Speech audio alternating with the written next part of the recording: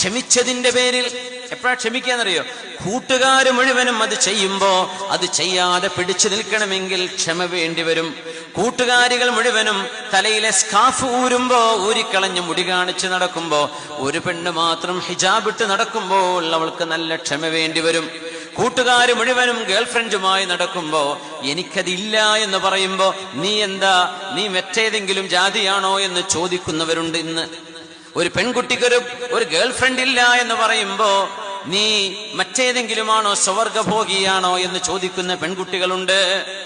എത്ര വലിയ ദുരന്തമാണ് രാജ്യത്തിന്, നാടിൽ, നമ്മുടെ ചിന്തകളിൽ വരുന്ന ഈ മാറ്റങ്ങൾ നമ്മുടെ ഈമാനിനെ അറ്റാക്ക് ചെയ്തുകൊണ്ടിരിക്കുകയാണ്. ഈമാനിന്റെ മതിൽ വന്ന് ഇടിച്ചുകൊണ്ടിരിക്കുകയാണ്. അത്രക്ക് കടുത്ത ഈമാനുള്ളവർക്ക് മാത്രം പിടിച്ചു നിൽക്കാൻ കഴിയുന്ന കാലം തങ്ങൾ പറയുമായിരുന്നു, അജ്റുൽ ആമിലി ഫീഹിം കഅജ്രി 50. ആ കാലഘട്ടത്തിൽ അമല് ചെയ്യുന്ന ആളുകൾക്ക് അല്ലാഹു 50 ആളിന്റെ കൂലി കൊടുക്കും.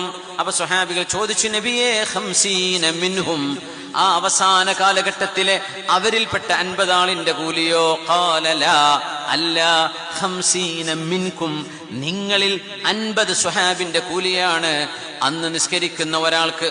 50 സ്വഹാബി നിസ്കരിച്ച കൂലി ഒരാൾക്ക്, 50 സ്വഹാബി നോമ്പെടുത്ത കൂലി ഒരു നോമ്പെടുക്കുന്നവന്. അങ്ങനത്തെ കൂലി അല്ലാഹു കൊടുക്കുന്നത് എന്തുകൊണ്ട് നബിയേ എന്ന് ചോദിച്ചപ്പോ, സ്വഹാബികളെ, നിങ്ങളുടെ കൂടെ നന്മ ചെയ്യാൻ ആളുകളുണ്ട്, നിങ്ങളുടെ കൂടെ നന്മയ്ക്ക് സഹായിക്കാൻ ആളുകളുണ്ട്. വാങ്ക് വിളിച്ചാൽ നിങ്ങൾ എല്ലാം ജമാഅത്തിനെത്തുന്നവരാണ്. എന്നാൽ ഇനിയൊരു കാലഘട്ടം വരും, നിസ്കരിക്കാൻ കൂടെ ഉള്ളവർ വരില്ല.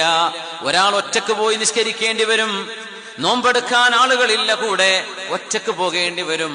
ഗേൾഫ്രണ്ട് ഇല്ലാത്തൊരു ബോയ് പോലുമില്ല, ഒറ്റക്ക് നടക്കുന്നവനായിരിക്കും അവര്. ബോയ് ഫ്രണ്ട് ഇല്ലാത്തൊരു ഗേളുമില്ല, ആ ഗേൾ ഒറ്റക്ക് നടക്കേണ്ടി വരും. 50 സ്വഹാബിയത്തിന്റെ കൂലി ആ പെണ്ണിന് അല്ലാഹു നൽകും, ആ പെൺകുട്ടിക്ക് അല്ലാഹു നൽകും. ആ ക്യാമ്പസിൽ ആ പെണ്ണ് ക്ഷമിച്ചു നടക്കേണ്ടി വരും. വജസാഹും ബിമാ സ്വബറൂ ജന്നതൻ വഹരീറാ. അല്ലാഹു തആല സിൽക്കും പട്ടും പവിഴങ്ങളും രത്നങ്ങളുമുള്ള സ്വർഗലോകം അവർക്ക് നൽകുന്നു. കാരണം പറഞ്ഞത് ബിമാ സ്വബറൂ, ക്ഷമിച്ചത് കാരണം. ക്ഷമ എളുപ്പമല്ല മുഅ്മിനേ.